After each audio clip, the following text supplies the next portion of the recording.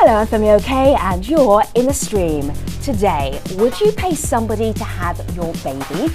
We look at the booming commercial surrogacy industry and why activists say it needs to be regulated.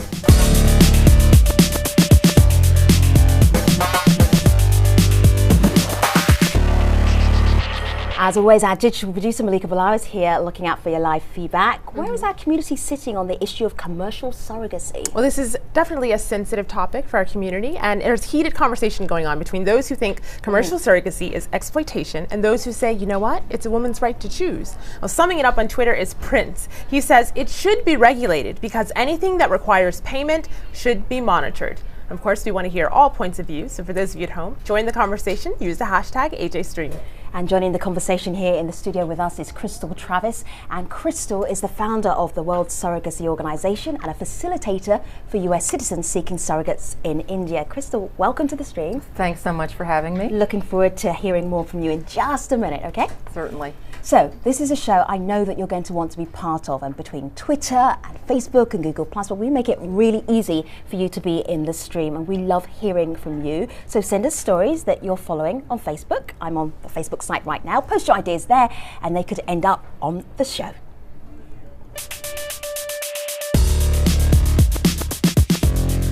This is Faisal Hussain, and it's mango season in India, and I'm in the stream. Banned in many parts of the world, commercial surrogacy has prospective parents travelling to countries like India and Thailand where it is legal and affordable. Now, business is clearly booming online, where you'll find sites that let you choose a surrogate or volunteer yourself. Consenting women often see it as a way of escaping poverty.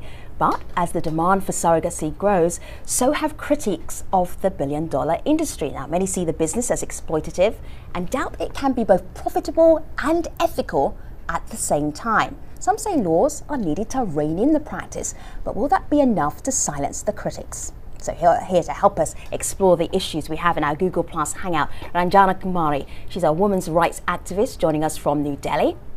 From Sydney, Australia, Jenny Milbank. She's a professor of law specialising in surrogacy. And in Tbilisi, Georgia, Dr. Mariam Kukunasvili is the founder and director of the New Life Global Network. That's a group of surrogacy clinics. Ladies, it's great to have all of you in the stream. Crystal, I'm going to start with you. Do you mind if I show everybody a picture of your family? Go right ahead. Look at this gorgeous family. Beautiful, stunning. Thank you. How did you get your children? We had a surrogate in Gujarat with Dr. Naina Patel. Unfortunately, I wasn't able to carry, and so we used a surrogate in India. Can I show a picture of your surrogate as well? Sure. What's her name? Her name is Naina as well. Oh, okay. How convenient. Very easy. There are a lot of people who are just going to be amazed that you would even go that far. You really wanted kids. Why would you go that extra step? Well, we went through all of the protocols that most intended parents go through in this country, whether it be adoption, IVF. Actually, surrogacy in India was our last step, as it generally is for most people. We wanted a family. We were at a point in our life where it was now or never, and so we decided to take this journey. Do you find that people, when they find out about this, that they are appalled by it, or they feel that you should be ashamed of it? What are the reactions that you get? You get mixed reactions. For our family, everyone was happy because we had been married for a number of years. Most people aren't appalled by it. Many people don't even know that it exists. And it gives people an option. And then in terms of, if you were saying for surrogacy, out of all the different ways that you can have a family and a child, why would you say this is a potential way to go? I think that this is a better way to go because with adoption, at least in this country, you really don't know the genetics of the birth parent. At least for me, even though we used an egg donor and we had my husband's sperm, at least we had half of the genetics in place, and so we know what to expect. Right. Let me just bring in Ranjana Kumari. She is in India right now. Ranjana, you run the Center for Social Research in India. On one of your pages, you talk about surrogacy, and you don't talk about it in a very positive manner. What is the main issue you have with clients coming from overseas and using Indian women as surrogates? Well, I think there are many issues which are involved. First of all, that surrogacy in India is not regulated. So it is a commercial activity without any law. There is nothing to regulate the whole area of surrogacy in terms of accessing the mothers who are willing to rent their womb, the doctors' practices, and kind of everything that is involved with medical procedure. Also, we do not have any law to protect the interest of the surrogate parents. We do not have any kind of legal framework within which we can protect the children born out of surrogacy, right? Because because many countries do not have legal. It is not legal in many countries. So children born out of surrogacy are not natural citizens of the countries where it is not legal. So there are all four stakeholders have huge amount of issues in India, and we have researched it for past 4 years. Right. We have released 2 volumes of report on this, and now we are pushing for Government of India to make law. All right, Ranjana, let me bring in the community here. Where we're talking about whether or not it's legal, and our community is focused on whether or not it's ethical. Ayodoli says commercial surrogacy is unethical and shouldn't be encouraged by what he says is any government level. Right now we're talking about individual level, but Ranjana, I want to direct that one back to you. Is it ethical? I want to agree, Dr. Ranjana. This question clearly has sparked a lot of debate already. Let's go with Ranjana first. And then I can get the other person to come in. Go ahead. I think it's absolutely unethical to exploit the vulnerability of a poor woman. Why anybody who wants to have a child cannot get somebody from their own family, their own relatives, their own friends to offer their womb for carrying the child of the people. We relate to people so closely in our friend circle, within our families, within people we know, but none of those people are offering. But why everybody has to come all the way to India to get a poor woman who really needs money for her family, to exploit her and to get her to come forward and also not to look after her, not to even go and find out who this person is, where she comes from, what kind of a life she has, what are her own children. So I think it is really not ethical. But that's not really true. That's painting a very broad brush. I mean, our surrogate was a nurse. She had children of her own. She wanted to do surrogacy so that she could add on to her house, so that she could pay for schooling for her children. She wasn't disabled. Mentally, she knew what she was doing. And I think for anyone to project their morality onto someone else when we don't know what their life conditions are, I think that's unacceptable. People should have a choice. Why? Basically because Americans aren't as poor as they are in India, and so they don't need to become a surrogate. India can't take care of the people that live in India, so that is an option. And I don't think that any of us on the panel, are judge and jury and should make those decisions for people who have a voice of their own. Ranjana, I'm going to bring in one of the other Google Hangout guests. Who else was about to jump in? I could hear you but could not see you. Who else was that? I think this is the question of whether or not commercial surrogacy is ethical can be very polarizing, and there's always a view that it's unethical, and then there's a view that it is ethical. But it depends on the particulars of the arrangements. You can't say every commercial arrangement is exploitative just because there's a payment of money. There are some commercial arrangements that are very successful that do mean that there are relationships that form between the surrogate and the intended parents and that do improve the lives of both parties who've entered into it with full consent. But there are also unethical practices in some commercial arrangements as well, because there are unethical players who are acting deceptively or exploitatively, or engaged in unsafe clinical practices or less good ethical practices in terms of information giving and keeping access to identifying information for children and so on. So it runs the whole spectrum. I just don't think you can say it's one or the other. Well, Mariam, I want to bring you in here because we just heard the two sides, that it could be exploitative. It may not be. Harjit on Twitter says, yes, more regulations needed, but it's all about choice. Not all surrogates are being exploited. Choose a reputable clinic. First of all, I would love to tell you that I want to disagree, Dr. Ranjana. She mentioned surrogacy law in India wasn't regulated. And it was not legal, which is not true, because India had very good legislation about surrogacy. It has recently changed, and new regulations are coming now. So it was absolutely legal, and this legislation is written in Parliament webpage and Healthcare Ministry webpage, and all lawyers have this information. What about the exploitation of the woman? We are all exploited in 21st century by work. How we can say that surrogate mothers are exploited when all of us are exploited, and moreover there exist dozens of professional diseases. Even on just only United States reports 600 death injury annually. I will not mention here professional occupational health diseases such as cancer and other life-threatening diseases.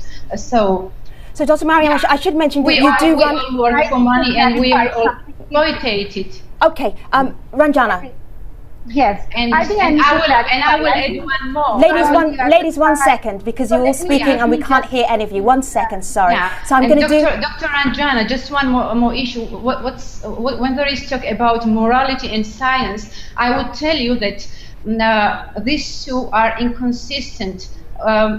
President Bush banned stem cell research, but then President Obama allowed it and declared that morality and science are quite different, and these two are not inconsistent. Okay, so this is how we're going to do this. Ranjana, wait 1 minute. Ranjana, and then we're going to go to Jenny. And just speak one at a time, because when you overlap, it's actually a little difficult to hear you today. So, Ranjana, go ahead. Okay, I think this is a misinformation that there is already a law on regularizing surrogacy.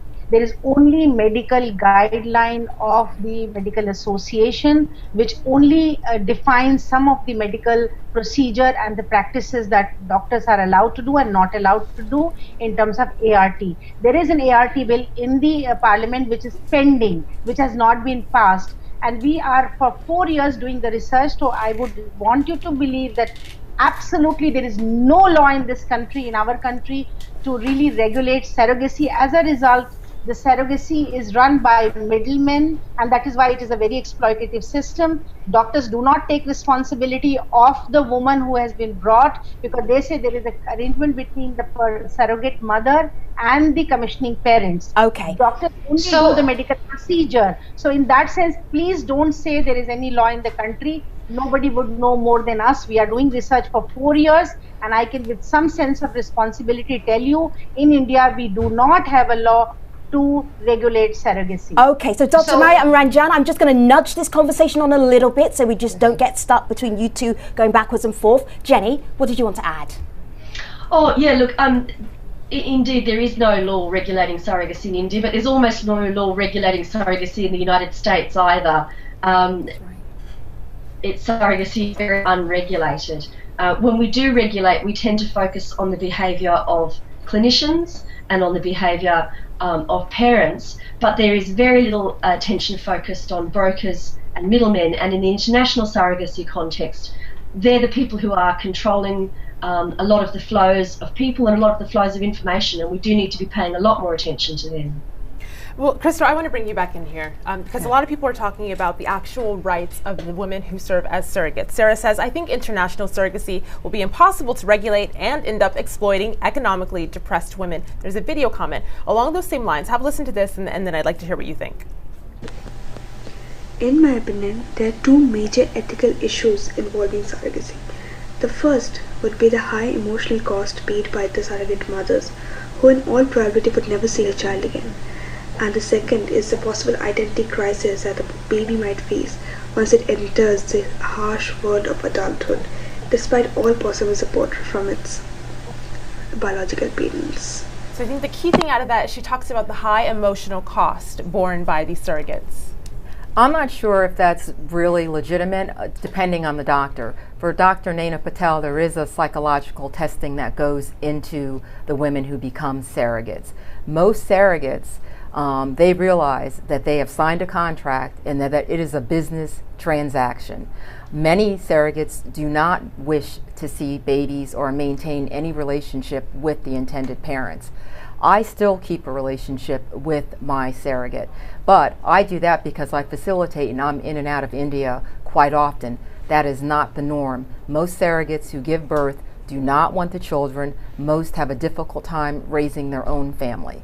But Crystal, I have to show you something. It's a documentary that's called Google Baby. It's about an Israeli man who went to India because he needed a surrogate. There's a little moment in the trailer where I was crying, and I'm not a big baby and I don't cry very often. I need to show this to you because this to me sums up perhaps the key issue with surrogacy. So this is just after a surrogate has given birth to a mother. Take a look at this. A baby, I should say. Very good.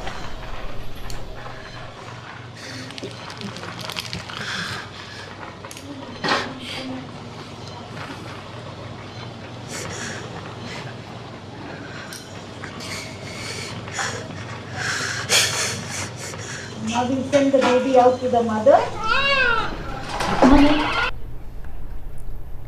My heart is breaking right now. That's a business transaction?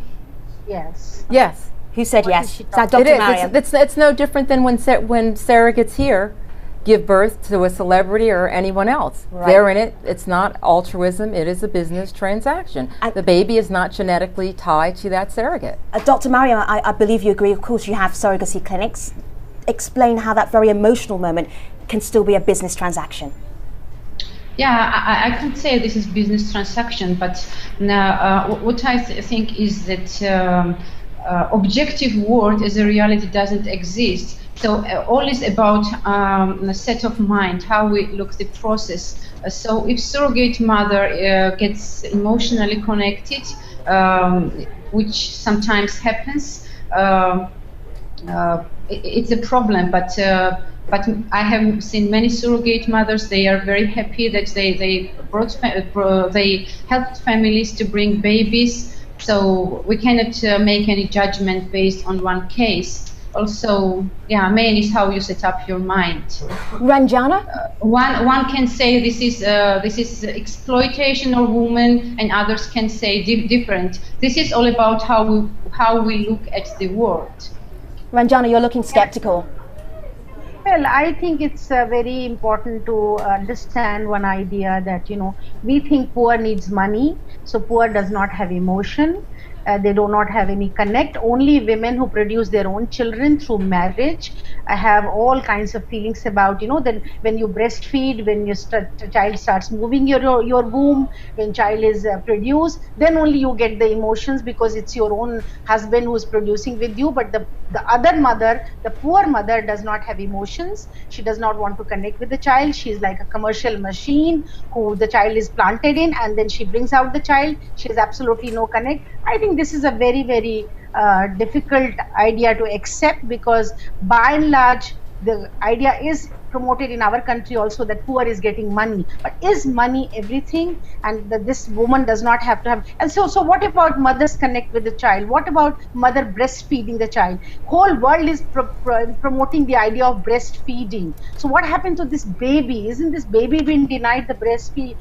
Will this baby not have any kind of emotional connect? So I think these are the kind of notions which is bringing the whole childbearing, rearing into commercial realm. And that is what is the problematic. That is where the whole ethical issue is coming up. That should we just think child production as a machine? You implant it, you take the thing out, and you don't even... How many of these mothers have gone back to find out the psychology of the surrogate mother? Have they really ever... Has there been any study, any research to prove that these women have absolutely no emotion? They produce the child and give that child away without any kind of connect with the child. I think if there are no researchers, we should not talk on scientific things. Whatever we are producing here is after 4 years of consistent research. Right. So I would like to say that this is something, to talk about it is commercial. Mother has no relation with the child. She just gives away and she only takes her money back. Also is a very, very hard... Excuse me, Dr. Ranjana, all Indian doctors are very well aware about how you were performing this research. People were paid 10,000 rupiah and they were signing anything you were providing them. So we cannot say that we cannot ignore emotions, but we cannot only talk about surrogate mothers, because we all are having emotional life and we are all emotionally involved in our work. So why we only speak about surrogate mothers?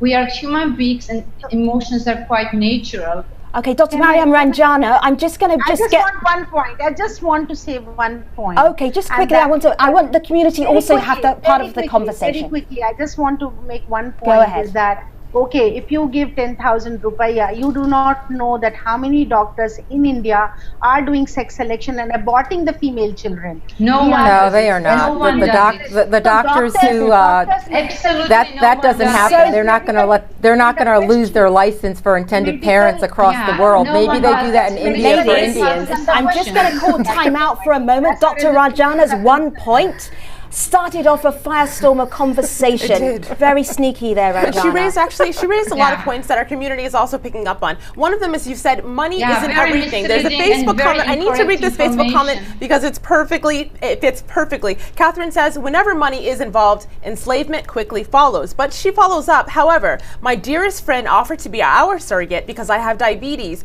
She was offering a gift and not with a fee. I declined her gift and chose to adopt. And so, Crystal, I want to go to you with the theme of adoption, because it's something our community has asked a lot about. Why can't people just adopt? There are too many kids in the world. Some need parents, some need kids. That's what this tweet asks. Well, as an adopted child whose parents left me and my siblings in the 60s, we did want to go through the adoption route. We took a few years going through the adoption route, and it didn't work. In this country, it is very difficult to adopt. It's very difficult to get babies. It's not a problem to get disabled children, but not everyone wants to have a disabled child, and that's the fallback that everyone always points to. Why don't you adopt? I realize when I'm looking at your beautiful family here, ladies, just hold tight for 1 second. We're going to be heading to the post show any second now, and we have a lot more room for conversation. But I'm looking at your beautiful family again. I didn't ask you an incredibly personal question. Please forgive me, but I want to ask you how much your children cost you.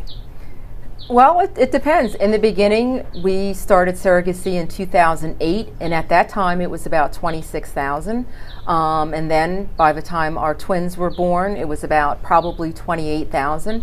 And now most people pay about $35,000 for a singleton birth. Right, wow. This conversation isn't over yet. I really want to hear more from Jenny. Jenny is a professor of law at the University of Technology in Sydney. We're going to be talking about regulations. To me, that sounds like something that might help the whole international industry of surrogacy. So we will be having that conversation at the post show at stream.aljazeera.com. But before we get there, we have some big news, some huge news, massive news for people watching us from the United States. Al-Jazeera America, a whole new channel, goes live on Tuesday, August the 20th. I've got tingles right now. That means that our US community will have their very own version of the stream. So if you're in the US, you won't see Malika and myself on screen anymore, but you can still follow us on Facebook, on Twitter, and at AJ Stream there as well. The question is, Malika, who could host a Al Jazeera show for Al Jazeera America, the stream? I have one thought. You have one thought? I have a guess. Well, they have to be smart. They have to know the show really well. Oh my goodness, it's tough. Not everyone can do it. Who can control all of these guests? Lisa Fletcher? Lisa Fletcher? She's still around? Lisa Fletcher. AJAM stream with Lisa Fletcher. It's great to have you in the stream, Lisa. What are you going to be doing on AJ America?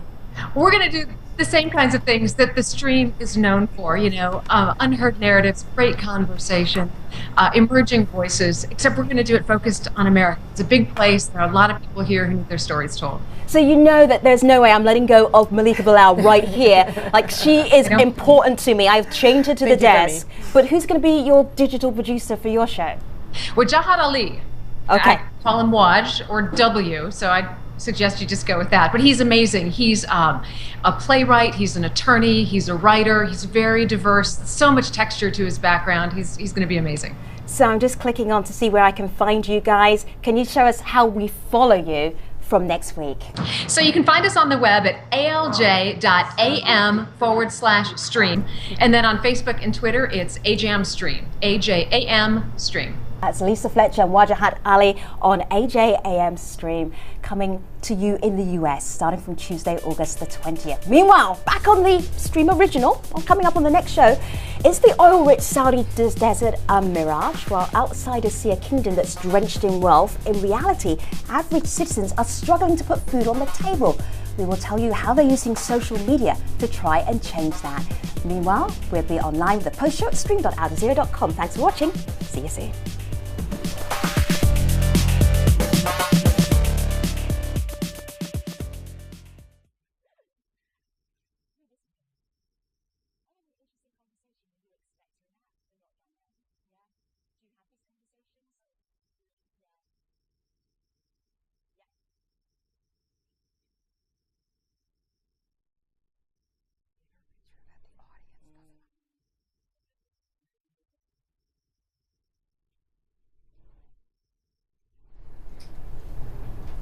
Hello again, this is the Post Show where we're still talking about the controversy surrounding commercial surrogacy. We have Crystal Travis, a surrogacy facilitator on set.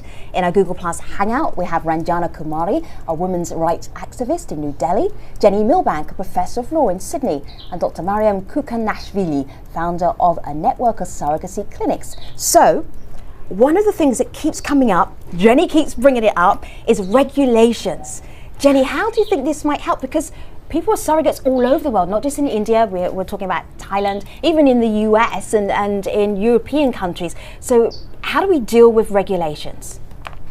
Look, absolutely. It's one of those things where you can pass national law and it has absolutely no effect, or indeed is a driver for international commercial surrogacy. So in Australia, we have very restrictive surrogacy laws, and as a consequence, most of our parents doing surrogacy go to India, Thailand, the US, the Ukraine, and now Mexico. You can't just pass a national law and think it will have any effect. When I talk about regulation, I'm thinking more about setting minimum standards of clinical and ethical care, that we work together across national borders to do that, across different countries, and work with fertility providers in particular, because as doctors, clinicians do have a sense of ethical obligations, they do have professional licenses to try to get better practice and more informed practice for parents particularly, because I don't think parents wake up in the morning and decide that they want to have a baby in an unethical way, that they want to exploit somebody, but what they do is they go on the internet, they get someone who tells them this is how it's done, and they do it, and they don't know the questions to ask, they don't know which practices are dangerous or less safe, and so working with parents and with clinicians to get better information and get a sense of minimum standards of care that can then be enforced through mechanisms like the granting of citizenship by different nation states and through legal parentage by different nation states. Ranjana, I'm just curious as to, is this convincing you in any way? Is it regulations, or are you just disturbed by the ethics of the practice? No, I think it's important that if it was so, open and honest and foolproof, then it would be very easy for you to contact a mother who is willing to, rent her womb. But it is not. It is the whole business is run by a middleman, many middlemen, and there are these places where these women are parked after they get, they go for surrogacy. Then after the ART procedure is done, then they are kept there confined for 9 months. And you should know that within that 9-month period, if something happens to her own family, her own children who are left behind in the village, or they have been they are brought from some other areas of the country, there is also some amount of trafficking now involved because it is growing very fast.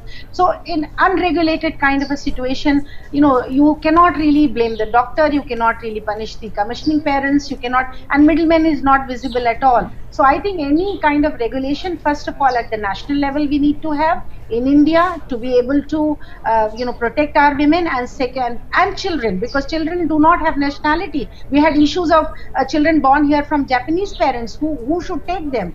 We had issues of children born from German parents, and those countries refused the nationality. So what did we do? We fought with our government and we said any child born on Indian soil is natural citizen of India. So you cannot push the child out, but then parents have to take visa to come here to look after the children. There are many critical issues involved which needs to be discussed bilaterally by the countries, and I totally agree with our Australian friend that we need to have a global view on this. There has to be a global law, there has to be an understanding, because it is based on exploitation of very, very poor women. So I think this is something that the message we are trying to give, that if we have to protect that, we cannot commercialize it to the extent that you just don't care who is giving you the baby. I mean, it's enough for you to give the money and take the baby back. This is not the idea. The idea is surrogacy is a good medical procedure, but which way it has been used is what we are questioning, and we want regulation, we want a proper law. Well, Mariam, Ranjana just listed a whole range of challenges. There's another one here on Twitter that I'd like you to address. Jazar says, not only does it need to be regulated, but monitored and well documented. And Mariam, I know that you work in 8 different countries. So the one that pops into my head, the challenge that pops into my head first is, how do you even make sure that documents are transferable? One is in one language, another is in another. Documents are transferable, and in all countries where we work according to local legislation. So I will again disagree, Dr. Ranjana. He mentioned German couples and Japanese couples, but I will tell you that this happens many years ago in India, and since that time, none of the IVF clinics in India let European couples do surrogacy there. So a lot of mistakes from her side, but no problem. I will respond to your question directly. So there are different countries according to legislation. In some countries, commissioning parents, surrogacy law is very regulated, like it was in India. So commissioning parents are going in birth certificate. In some countries, law is not regulated, and such country is Thailand. So a birth mother go as a birth mother is birth certificate, but after this, genetic father receives full custody in district office from surrogate mother. There are also other countries such as Ukraine and Georgia, and law is very clear about these procedures. So Dr. Mariam, there was one thought I had when I was researching your surrogacy clinics. What I found quite interesting is that as the regulations tighten up in one country, you move to another country. So it's not that you're breaking the law, you're going somewhere else where it's easier for you to do what you do. Some people would say that you're just moving around the world and going to countries where there's fewer regulations for you to practice. That's not quite the idea of regulations, is it? The reason why we do open in other branches in other countries is that I think is just business approach, because business must have different poles. So if there is some problem in other country, business is supported from other clinics from another country. Also, another issue why we open our branches in this or that country is that surrogacy in Georgia is legal only for married couples. Same in Ukraine. So India was a good option for single parents. Recently, law have been changed and India doesn't anymore accept single parents. Right. So Thailand was another alternative. So September we plan to set up in Mexico as well. So our business strategy is to be always ready for changes before changes happen. All right. So, Crystal, as we were in that little break between the main show and the post show, and the conversation was getting very heated, and I asked you, did you expect it to be this heated? And share with your audience, our audience, your response. I said yes. This is what I've come to expect. You know, some of this is explosive, but you know what? We live in a modern world. The world is ever evolving. As long as male sperm count is on the decline, and as long as women keep having fertility issues due to pollution or what have you, or marrying at an older age, or gay laws being passed, we're going to move forward, and other countries will handle the overflow for surrogacy. It's not going anywhere. It'll be here before me, after you. It's how we deal with it. What do you tell couples who, obviously people are going to watch this show, they're going to see you, they're going to look up you online, and they find you and they come to you. What would you tell them to expect as a potential parents of a child that they might decide to have via a surrogate in India, for instance? What would you warn them about? Well, it depends. I mean, for a lot of people who contact me, I can tell very early on that surrogacy in a third world may not be for them. You know, I always ask them how they feel about whether it's a clean or a dirty clinic or what have you. Surrogacy in a third world is not for everyone, but for those who can muster it, you know, it's fine if you don't have the funds to pay $120,000 here in the U.S. So our community started divided. How did they end at the end of this conversation? It's interesting. They started divided and negative for the most part. But this tweet here from Kabiru kind of represents what I'm seeing. Surrogacy will not be too bad if it's regulated and done for those families who can't give birth due to medical conditions. It's amazing, isn't it, when you have a whole team of women How fascinating the conversation gets. And how quickly it goes. Oh, yes. And the other thing that I wanted to point out there's is another that thing? surrogacy is, it's, you know what, it's, yes, it needs regulation. Right. The problem is that in third world countries where there is a lot of corruption, it's hard to bring everyone to the table. How do you bring all of the other nations to the table, you know, when you're dealing with massive issues? I am sure that Ranjana, Crystal, Dr. Mariam and Jenny have more than another thing to add to this conversation, but we are going to take it online, and just leaves me to say thank you so much for spending time with us here on the stream. What will we be doing on Monday? Well, on the next show, we'll be talking about the oil-rich Saudi Arabia. Is it just a mirage that people are so wealthy there, while outsiders see a kingdom drenched in money? In reality, the average citizen is struggling to put food on the table. We'll look at how people are using social media to demand that the government create better living conditions. That will be our next discussion coming up on Monday. Until then, we'll see you online. Thanks very much for watching.